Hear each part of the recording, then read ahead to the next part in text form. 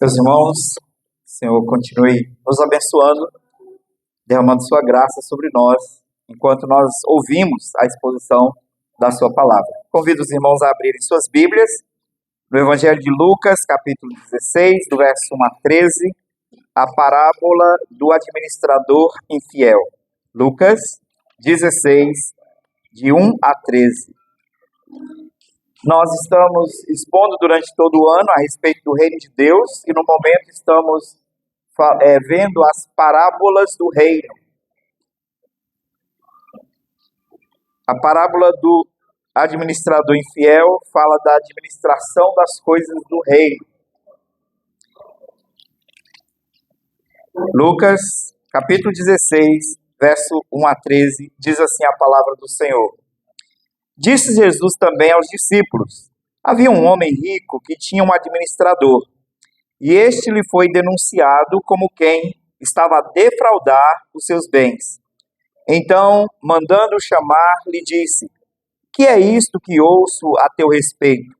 Presta contas de tua administração, porque já não podes mais continuar nela. Disse o administrador consigo mesmo: que farei, pois o meu senhor me tira a administração? Trabalhar na terra não posso, também de mendigar tenho vergonha. Eu sei o que farei, para que quando for demitido da administração, me recebam em suas casas. Tendo chamado cada um dos devedores do seu senhor, disse ao primeiro: quanto deves ao meu patrão? Respondeu ele: 100 cados de azeite.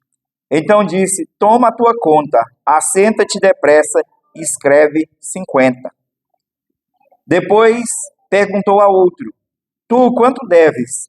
Respondeu ele: 100 coros de trigo. Disse-lhe: toma a tua conta e escreve 80. E elogiou o Senhor o administrador infiel, porque se houvera atiladamente, porque os filhos do mundo são mais hábeis na sua própria geração do que os filhos da luz. E eu vos recomendo, das riquezas de origem iníqua fazei amigos, para que quando aquelas vos faltarem, esses amigos os recebam nos tabernáculos eternos. Quem é fiel no pouco também é fiel no muito, e quem é injusto no pouco também é injusto no muito. Se, pois, não vos tornardes fiéis na aplicação das riquezas de origem injusta, quem vos confiará a verdadeira riqueza? Se não vos tornardes fiéis na aplicação do alheio, quem vos dará o que é vosso?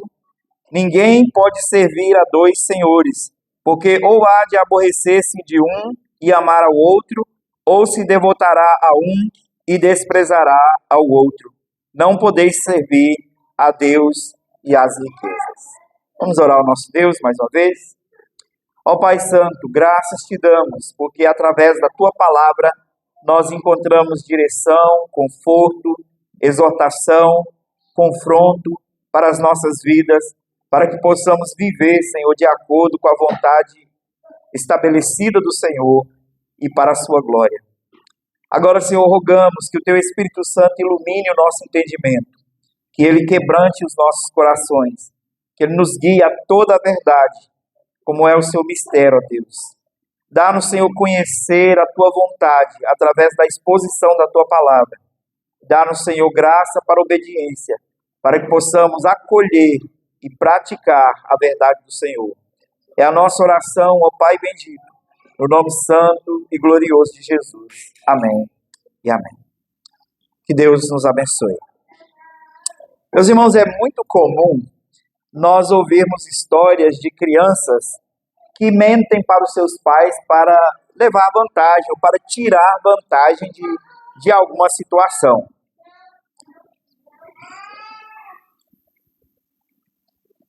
Imagine uma criança que recebe uma certa quantia do seu pai toma aquele dinheiro, dá àquela criança e diz: vá ao mercado com a lista que a sua mãe fez, compre esses produtos e do que sobrar, se sobrar até R$ 5, o troco é seu. Mais do que isso, você me devolve. Então, A criança vai e, ao retornar, ela entrega as sacolas de compra para a mãe. E vai para o pai e mente para o seu pai, dizendo: pai, só sobrou R$ 5. É meu, né? E o pai disse: sim, eu disse, sobrou, o que sobrou é seu. Só que a criança, na verdade, estava escondendo que sobrou muito mais do que aquilo. E ela aproveitou da situação, mentiu ao seu pai e guardou aquele dinheiro. Saiu feliz por ter sido esperto e enganado o seu pai para ficar com troco, para ganhar vantagem. Bem, parece bem com a situação desse administrador aqui.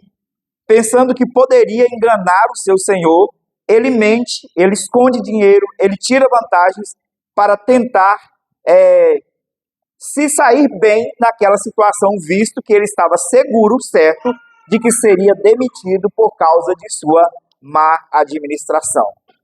Sim, homens não podem sondar corações, mas Deus sonda corações.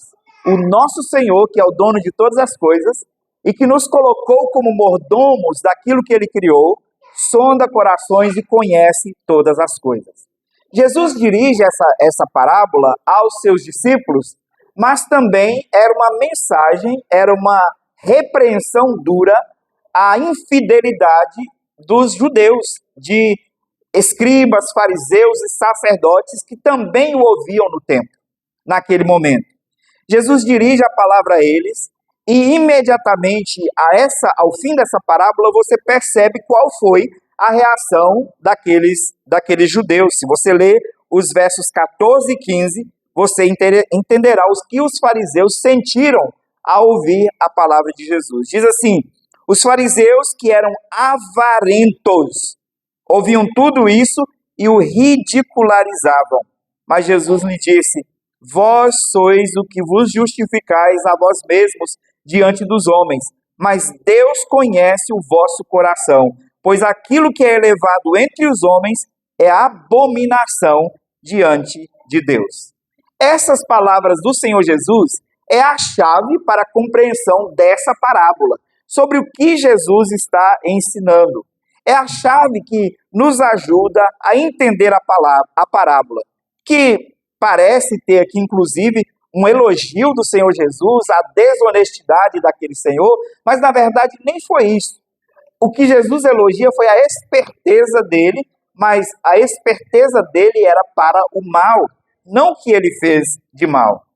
E então Jesus, olhando para os fariseus, dizia que talvez eles estavam comportando em relação às riquezas do reino, visto que os judeus receberam os oráculos de Deus, receberam toda a graça que nós conhecemos hoje. Os meios pelo qual Deus revelou essa graça foi dado primeiramente aos judeus, a lei, os profetas, o tabernáculo, o templo, todos aqueles símbolos que apontavam para Jesus e para as riquezas do reino. E é curioso que Jesus fala de tesouros terrenos, de dinheiro, para falar sobre verdades eternas. Então, o que ele faz com as parábolas é exatamente isso: usar figuras comuns, coisas do dia a dia dos discípulos, para explicar verdades eternas. E ele tinha um objetivo com isso, que nós já vimos. Um incrédulo, ao ouvir a parábola, pensava que Jesus estava apenas contando uma história sobre administração financeira, sobre fidelidade e infidelidade na administração de recursos. Mas os discípulos, que tinham a graça do Senhor e o Espírito Santo operando nos seus corações, entenderiam que Jesus estava elevando esse ensino das verdades práticas e comuns do dia a dia para verdades espirituais e eternas. Então ele estava ensinando aos seus discípulos coisas muito mais elevadas, muito mais preciosas para os seus discípulos. Eu disse que essa é a chave da interpretação da parábola. Ela é uma exposição, na verdade, da falsa segurança que os fariseus tinham na sua religião, especialmente do uso errado que eles estavam fazendo dos tesouros do reino, mostrando para aquele administrador infiel que fez o uso errado dos recursos financeiros do seu senhor. Eles são confrontados aqui e Cristo revela a eles que o modo como usamos as coisas do reino mostra como está o nosso coração perante o Senhor. Mas é muito mais prático, porque o que Jesus está mostrando de modo muito natural é que, inclusive, o modo como nós usamos os bens terrenos, o modo como usamos o dinheiro, revela quem governa o nosso coração. E aqui está o ponto de partida. Qual é então a verdade, o ponto central dessa parábola? Nós devemos ser mordomos fiéis diante de Deus, com as coisas terrenas que o Senhor nos confiou, riquezas temporais. Porque o mesmo Senhor que confia riquezas temporais é o Senhor que confia riquezas eternas. Se você não sabe ser fiel nas coisas pequenas, como será fiel nas coisas grandes? Se você não sabe ser fiel nos tesouros dessa terra, como será fiel com relação aos tesouros eternos? Saiba que Deus pedirá conta de tudo aquilo que Ele nos deu, de tudo aquilo que Ele colocou em nossas mãos. Então olhemos para a parábola e entendamos o ensino do Senhor Jesus para os seus discípulos e para os fariseus. Em primeiro lugar, precisamos entender que a nossa mordomia é provisória, dos bens terrenos, de coisas materiais, de coisas terrenas. Ela é provisória. E por ser assim, deveremos prestar contas de todas elas. Mas ainda que se trata de uma mordomia provisória de coisas terrenas, essa mordomia fala da nossa mordomia de coisas eternas, de como nós recebemos, acolhemos e valorizamos as coisas que o Senhor nos deu. A história é de um administrador que estava fraudando os relatórios do seu senhor. Descoberto, ele é denunciado ao seu senhor, e o seu senhor, então, certamente manda um recado para ele, dizendo: eu estarei aí tal dia para que seja prestada conta de tudo o que eu deixei nas suas mãos. Então, esse administrador logo tenta encobrir os seus erros.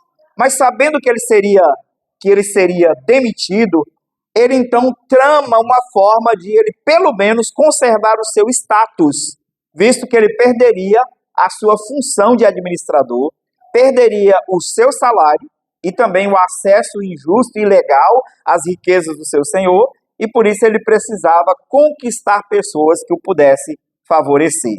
Veja o que diz o verso 1 e 2. Disse o Senhor também aos discípulos: havia um homem rico que tinha um administrador, e este foi denunciado como quem estava a defraudar os seus bens.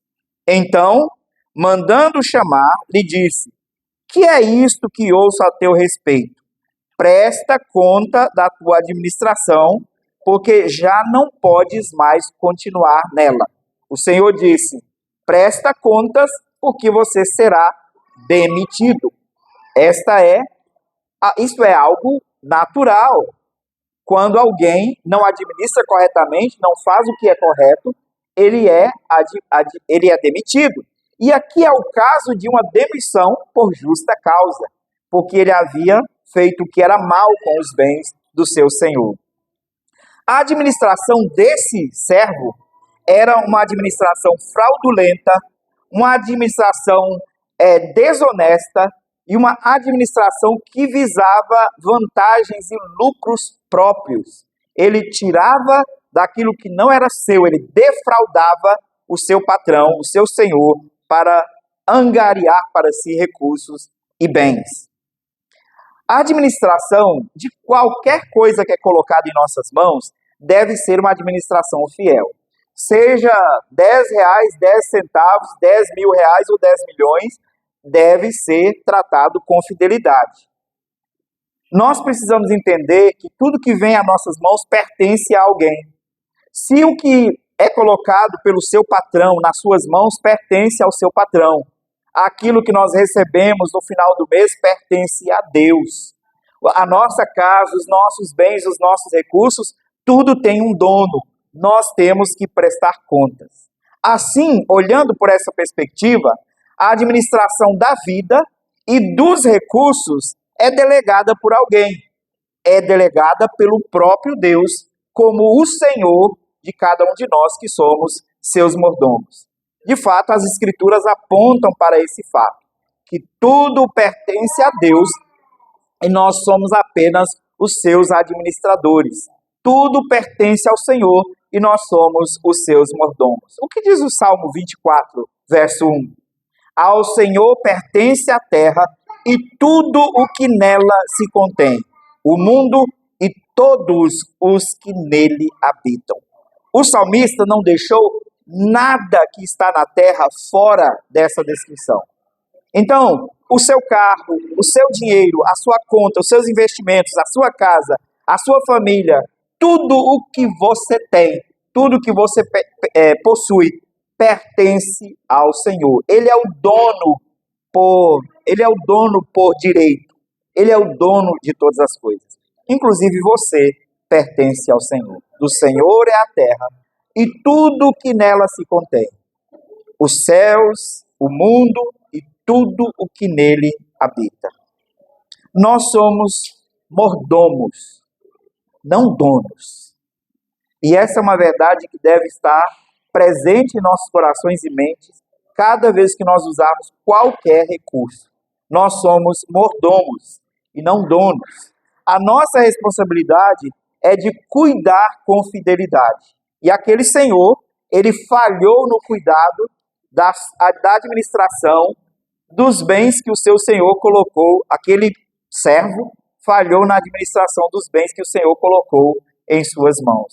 Uma figura que cabe perfeitamente a tudo que nós fazemos com infidelidade em relação ao que Deus nos confia. Quando nós não administramos bem, quando nós não usamos bem os recursos que Deus tem nos dado, nós estamos sendo maus mordomos. 1 Coríntios capítulo 4, verso 2, Paulo diz: ora, além disso, o que se requer dos dispenseiros é que cada um deles seja encontrado fiel. Cada dispenseiro, cada mordomo deve ser encontrado fiel pelo Senhor.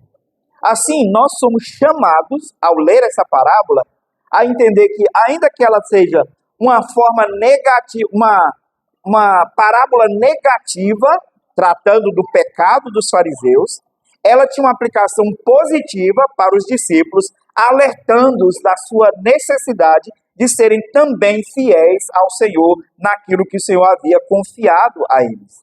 E cabe a nós apresentar com fidelidade ao Senhor aquilo que Ele colocou em nossas mãos para administrar como seus mordomos, como seus dispenseiros.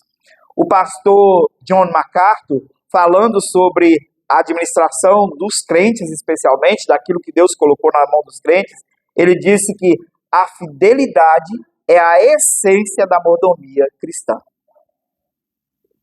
Não há outra palavra que caiba primeiro quando se trata de mordomia. A fidelidade é a essência da mordomia cristã, em qualquer área da vida. Seja tempo, dinheiro, seja responsabilidades, poder que Deus tenha te dado, cabe a você ser fiel ao seu Senhor. Também outro pastor, o puritano Richard Baxter, disse que tudo que o homem possui é emprestado por Deus. Ele não possui nada como seu próprio. Por isso ele deve ser fiel a Deus, ele deve responder a Deus com fidelidade, porque tudo pertence a Deus.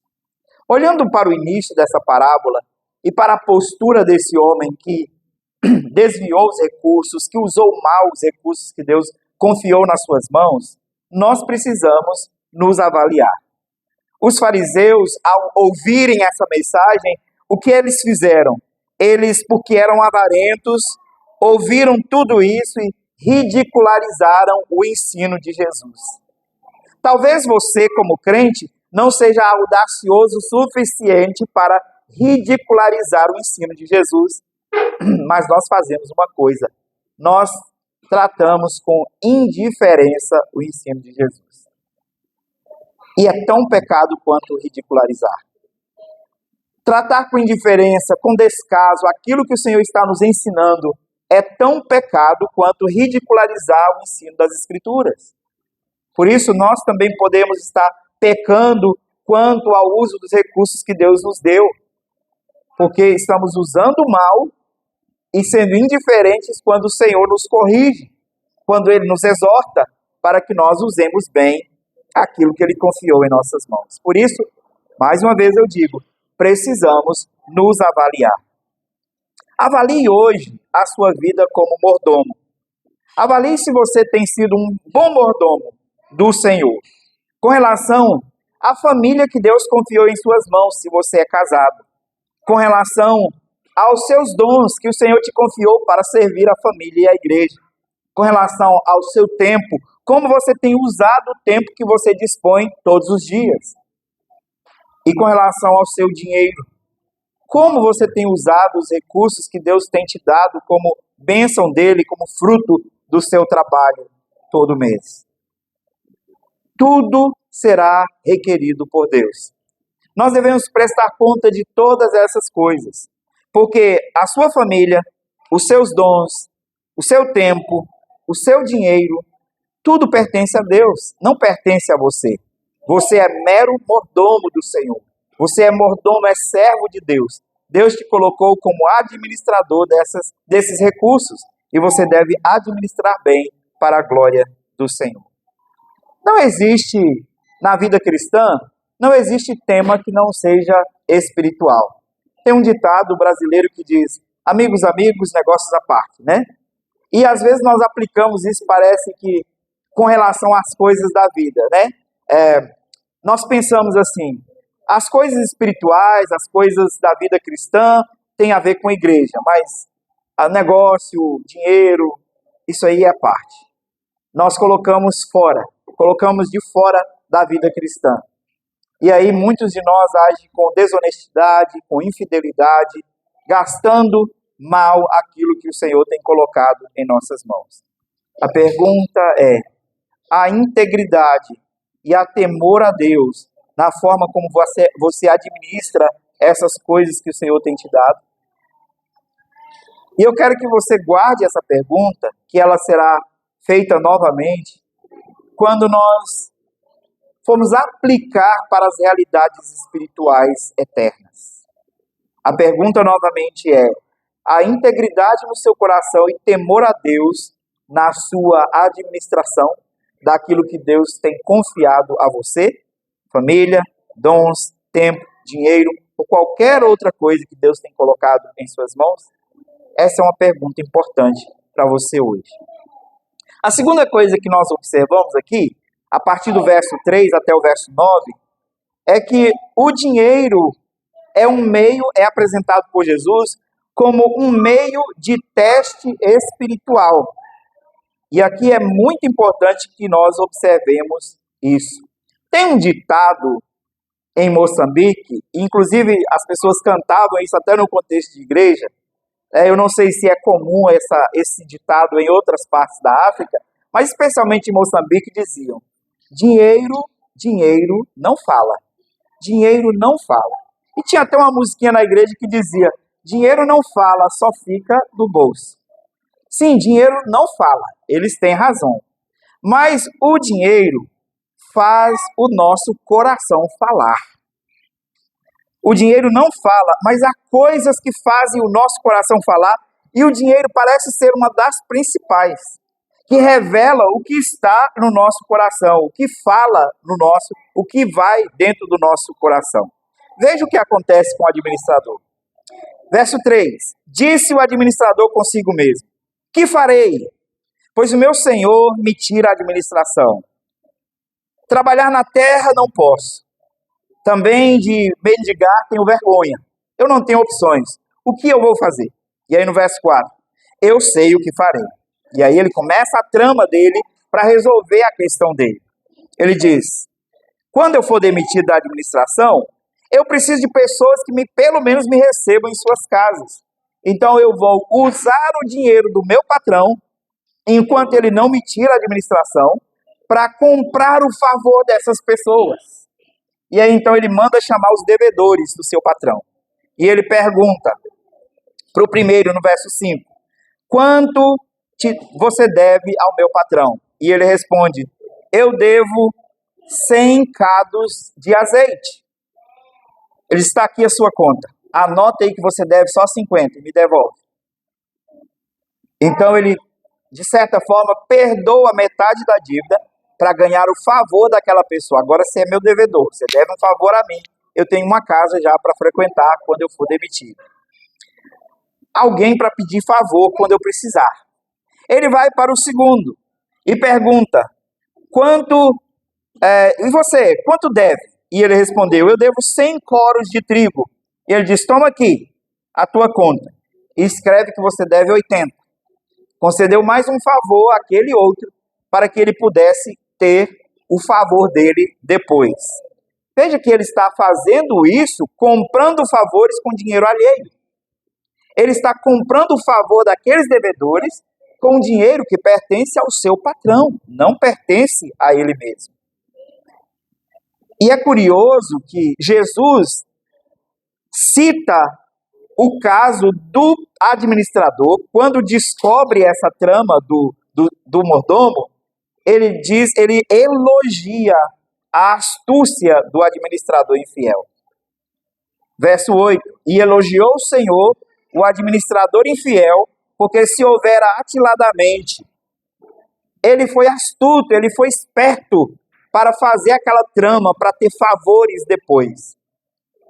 Veja, aqui o Senhor Jesus faz uma afirmação que pode muitas vezes envergonhar os crentes, porque ele diz assim no final do verso 8, porque os filhos do mundo são mais hábeis na sua própria geração do que os filhos da luz.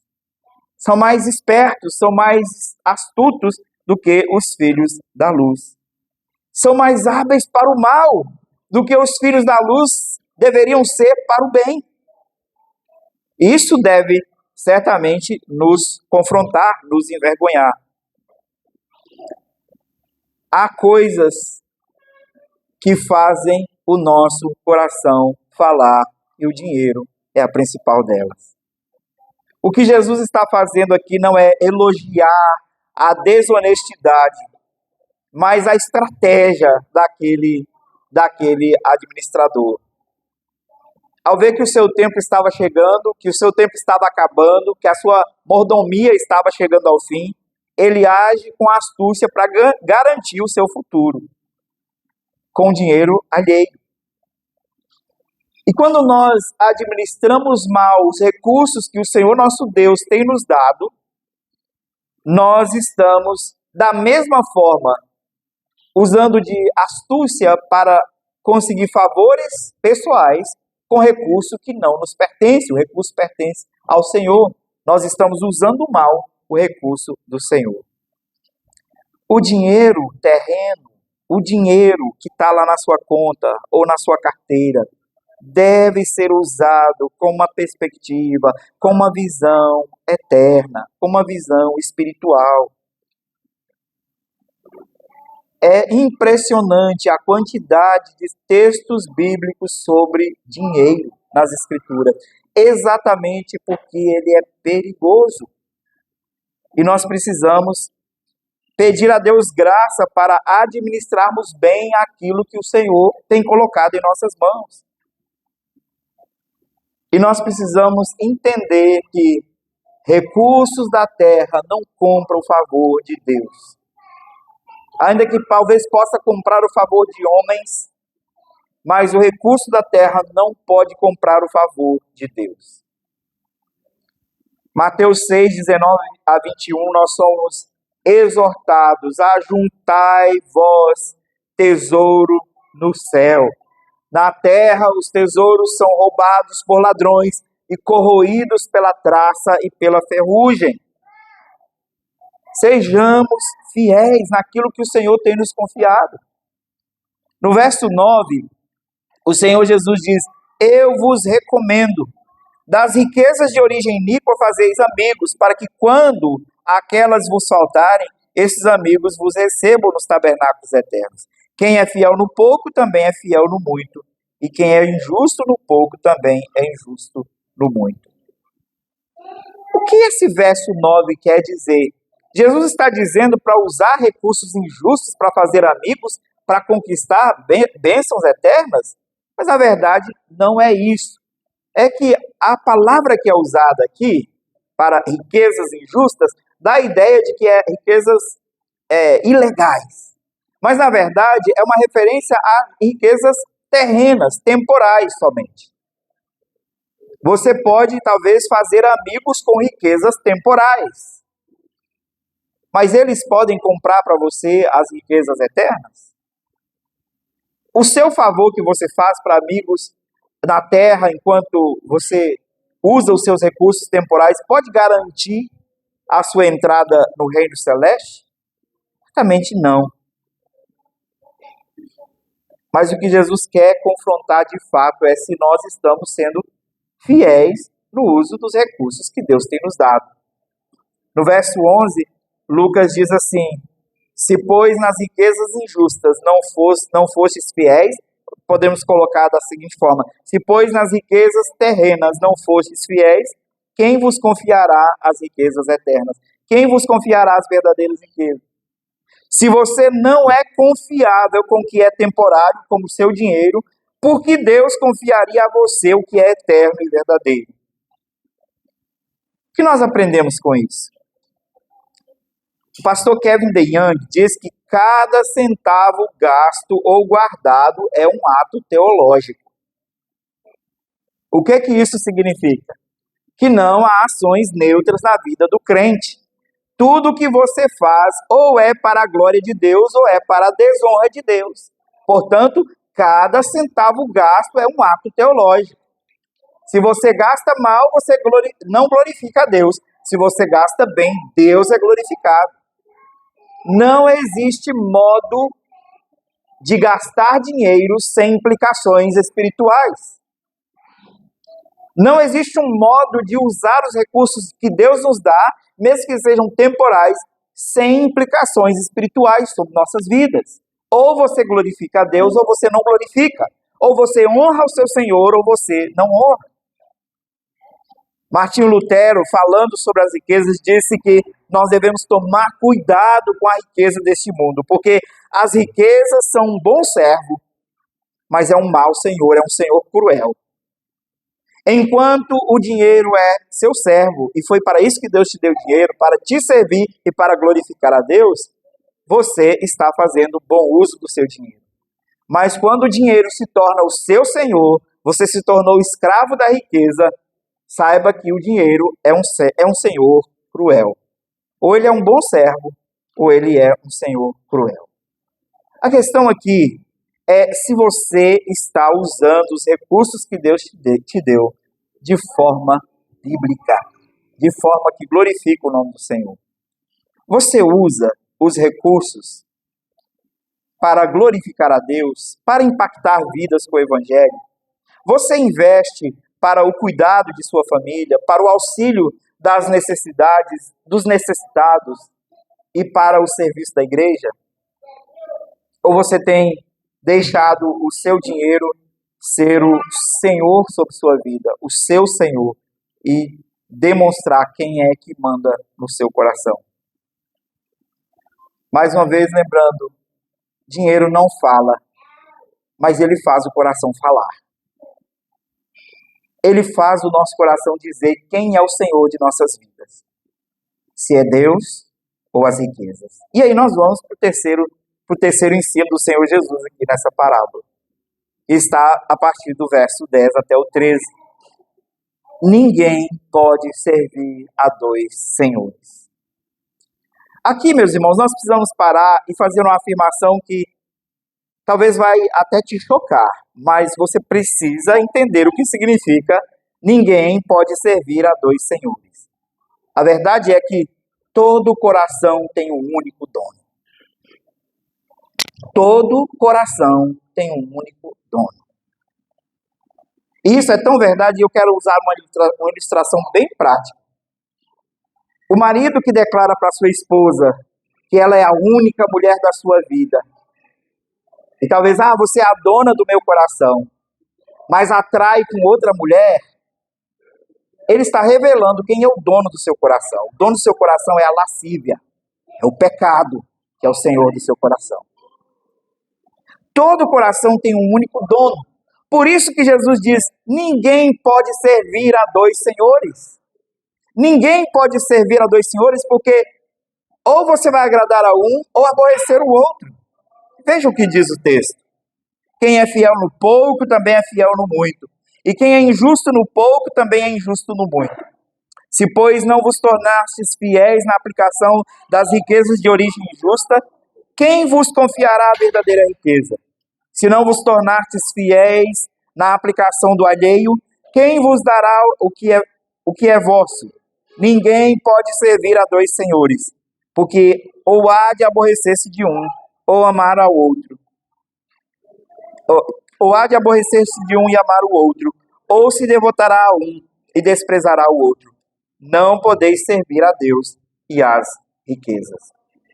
Este é o ponto central, o ponto máximo do ensino dessa parábola. Fidelidade em pequenas coisas revela o senhorio do seu coração. Fidelidade em pequenas coisas revela quem é o Senhor do seu coração. Quem é fiel no pouco, é fiel no muito. Quem rouba 10 reais é capaz de roubar 10.000. Depende da situação em que ele está. Fidelidade deve ser em qualquer situação. E aí nós vimos claramente que as nossas prioridades determinam quem governa o nosso coração. E aqui, certamente, nós vamos tocar num ponto que cada um de nós já pecou nesse sentido um dia. Com certeza. Talvez cada um de nós aqui, algum dia, na nossa administração financeira, deixou de lado o contribuir para a obra de Deus, o dar o dízimo, o dar ofertas para a obra do Senhor. E isso revela algo. Ou as nossas prioridades estão erradas, ou a nossa administração está errada. Porque na nossa administração nós não incluímos o cumprir a ordenança do Senhor, de contribuir para a obra, para a obra do Senhor. Ou as nossas prioridades estão erradas, que nós colocamos coisas na frente que são mais importantes do que o reino de Deus, do que a sua obra, do que a igreja, que trabalha por razões eternas. E nós precisamos reconhecer que nós trocamos prioridades com facilidade. Nós invertemos as coisas com facilidade. E nós corremos o risco de, com isso, deixar que o nosso coração seja dominado por outro senhor. Em 1 Timóteo capítulo 6, verso 10, nós somos alertados pelo apóstolo Paulo que o amor ao dinheiro é a raiz de todos os males. O dinheiro é uma bênção, mas o amor a ele é a raiz de males. E nós precisamos tomar cuidado com isso, porque quando amamos o dinheiro, ele se torna o Senhor do nosso coração. Hebreus 13, verso 5, o autor diz: contentai-vos com o que tende, porque Deus tem dito, nunca te deixarei. Seja satisfeito com o que você tem no momento, Deus jamais te abandonará. Isso aqui não é um conselho para que você não almeje crescimento, progresso financeiro. Não. Deus deseja que o seu povo prospere, que os seus servos cresçam. Nós não achamos base para a teologia da prosperidade nas Escrituras, mas nós vimos um princípio muito básico, muito prático das Escrituras, e Deus abençoa aqueles que o servem com fidelidade. E nós temos nas Escrituras exemplos de servos de Deus que foram riquíssimos, e no entanto foram fiéis ao Senhor. O problema não está na riqueza, o problema está no amor à riqueza, na prioridade que nós damos. O pastor Tim Keller, num livro sobre os deuses da modernidade, disse que a idolatria moderna tem nome: consumo. O consumismo da nossa época tem nos feito gastar mal o dinheiro que Deus coloca em nossas mãos. Nós compramos coisas que nós não precisamos para mostrar para os outros uma pessoa que nós nem somos. No passado, parecia que as pessoas... Tinha uma máxima, né? Que a gente se preocupava. Que o importante era ser. Eu sou dessa época que eu ainda peguei o meu pai muito preocupado com um bom nome. E ele dizia, meus filhos, nós não temos nada, mas preserva o seu nome. Porque o nome de uma pessoa é a única coisa que ela realmente tem. Tinha essa preocupação de preservar a boa reputação, de preservar o bom nome. Porque era a única coisa que a gente possuía de fato, o que nós éramos, o que nós somos. Chegou um tempo que as pessoas, que a preocupação das pessoas deixou de ser e passou a ser ter. E às vezes as pessoas nem eram aquilo que elas aparentavam ter. Carrão, roupas caras, vida luxuosa, uma conta bancária negativa, cartão de crédito com limite estourado, dívidas, cobradores ligando, mas ela parecia que tinha alguma coisa. Aparentava para as pessoas que tinham alguma coisa. Infelizmente nós chegamos numa época que nem ser nem ter faz sentido mais. Basta parecer que é e basta parecer que tem. De tão fútil que se tornou a nossa sociedade por causa do consumismo. E aí nós corremos o risco, como povo de Deus, enquanto caminhamos nesse mundo, como cidadãos do reino, de sermos seduzidos e levados por essa onda que o mundo tem sido tomado. Cuidado com o seu coração. Porque ele pode amar coisas desse mundo enquanto você caminha em direção à terra prometida. Ele pode amar coisas desse mundo que vai desviar o seu coração do seu Senhor. Thomas Watson disse que o coração dividido é odioso a Deus. O Senhor exige um coração inteiro, ou exige inteiro domínio sobre o coração dos seus servos. Os nossos corações devem pertencer completamente ao Senhor. Não significa que nós não podemos deleitar, desfrutar das coisas temporais que Deus nos deu. Sim, Ele criou essas coisas para o nosso deleite. Mas cuidado para que elas não se tornem senhores sobre nossas vidas. Não dominem o nosso coração e não nos leve a comportar como os avarentos do mundo, como os fariseus o eram. E aqui, mais uma vez, nós somos chamados ao exame. Em primeiro lugar, examine onde está o seu maior prazer e a sua segurança. Se o seu maior prazer e a sua segurança estão no que você tem, o seu Deus é o dinheiro, é a riqueza. Outra pergunta que você deve fazer: o dinheiro ou a falta dele governa a sua paz? Se ter dinheiro ou não ter faz com que você sinta paz ou não, tem alguma coisa errada. Tem alguma coisa muito errada. O seu dinheiro governa o seu tempo e a sua adoração? Se você deixa as coisas de Deus de lado para ganhar mais dinheiro, o que você está dizendo com isso? Quem é o seu Deus domingo? Se você deixa de cultuar ao Senhor, de se encontrar com o povo de Deus, de adorar o Senhor para trabalhar para ganhar mais um pouco de dinheiro. É certo que há serviços que são necessários a pessoas que precisam trabalhar no dia do Senhor, porque eles são serviços de necessidade ou de misericórdia. Mas a pergunta é, você precisa fazer isso por causa de um pouco mais de dinheiro na sua conta? Se assim, se você não precisa e age assim, você está dizendo que o dinheiro tem prioridade na sua vida no dia do Senhor. Cuidado.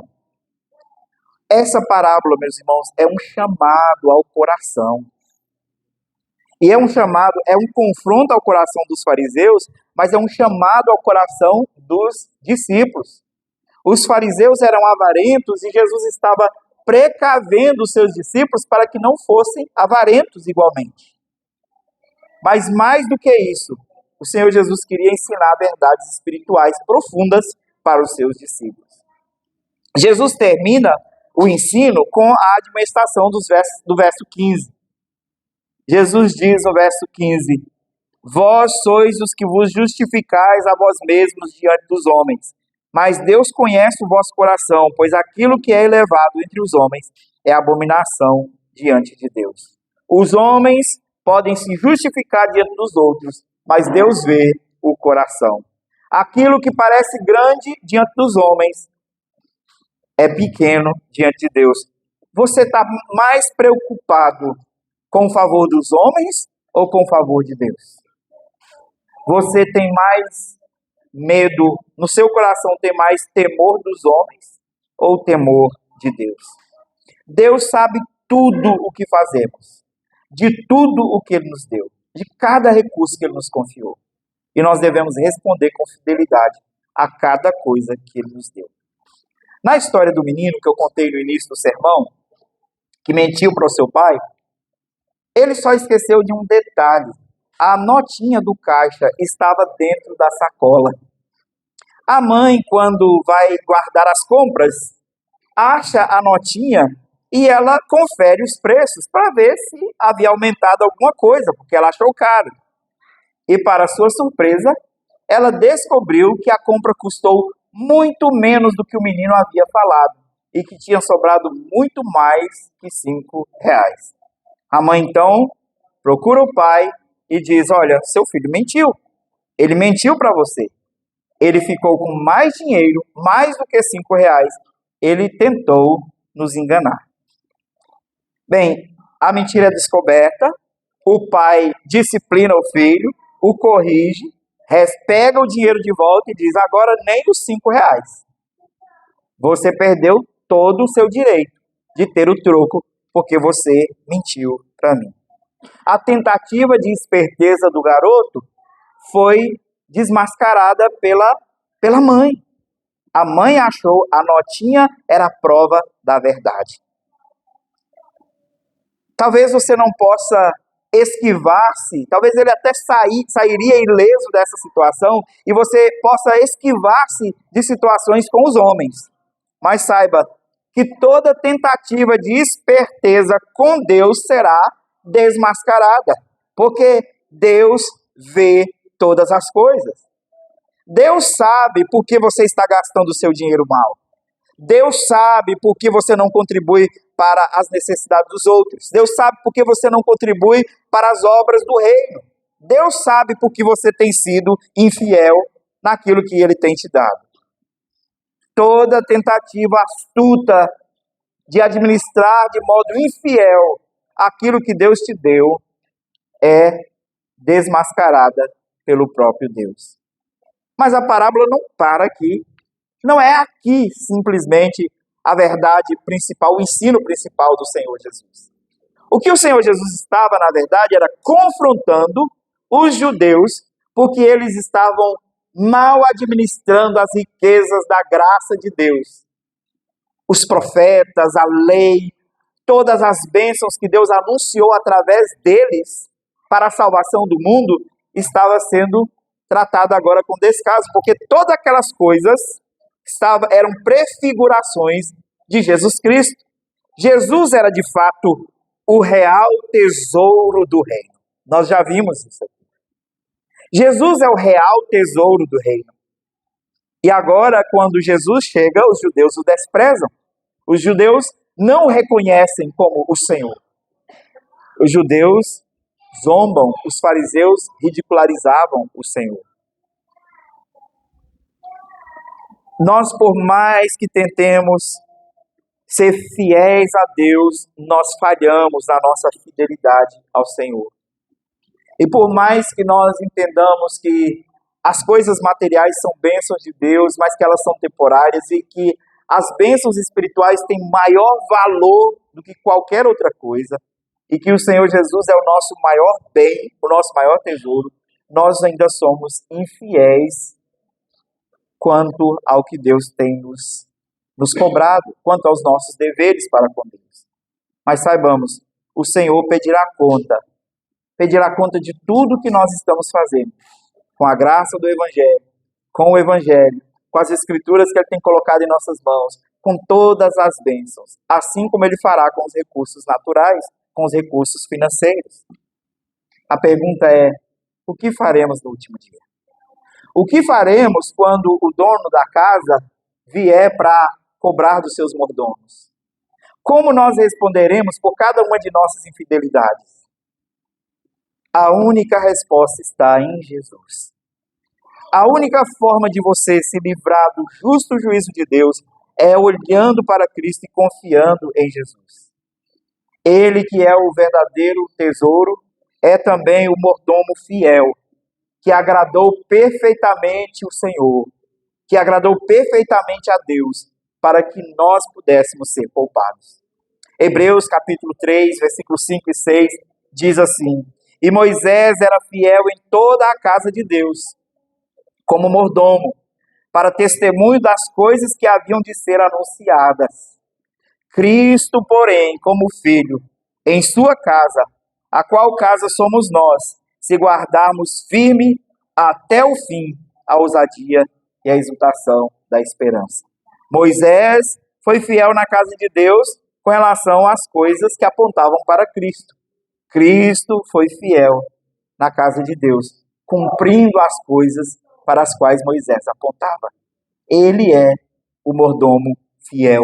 Ele é o servo fiel que cumpre a vontade do Pai, que administra bem as riquezas do reino. Quer ser livre do juízo de Deus? Creia no Filho. Quer ser livre do juízo de Deus? Confie no Filho e peça que o Filho te ajude, te conceda graça, porque é a administração do Filho, porque é a obra do Filho que salvará o pecador. E somente a obra do Filho. Ele foi considerado injusto, foi condenado em seu lugar, no meu lugar, mesmo sendo ele o único justo da raça. O único homem justo, de fato, foi o Senhor Jesus. E ele pagou como um injusto, para que você, para que a sua infidelidade fosse perdoada. Ele entregou tudo, até a própria vida, para garantir a nossa entrada no reino celestial.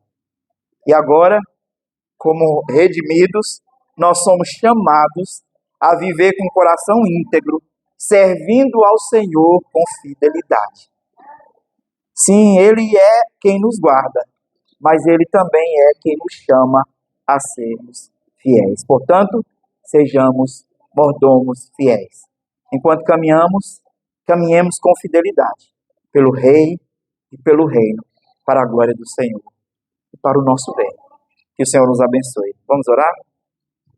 Ó Senhor nosso Deus, graças te damos pela sua palavra, que é viva, poderosa, eficaz. Obrigado a Deus, porque através dela nós somos confrontados.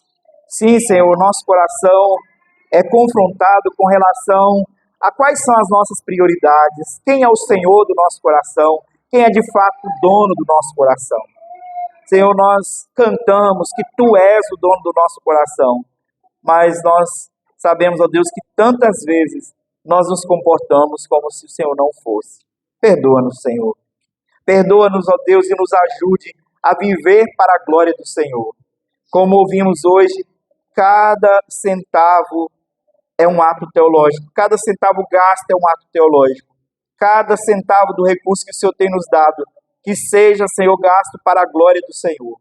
Mas acima disso, Senhor, cada uma das bênçãos eternas que o Senhor nos concede através de Cristo Jesus, seja por nós valorizada. Que nós, Senhor, não desperdicemos e nem abusemos da graça do Senhor. Que nós possamos dar o devido valor ao Evangelho e aos tesouros do reino, a graça da Tua salvação, que o Senhor tem confiado a nós, pecadores. É a nossa oração, ó Pai, no nome santo de Jesus. Amém e amém. Deus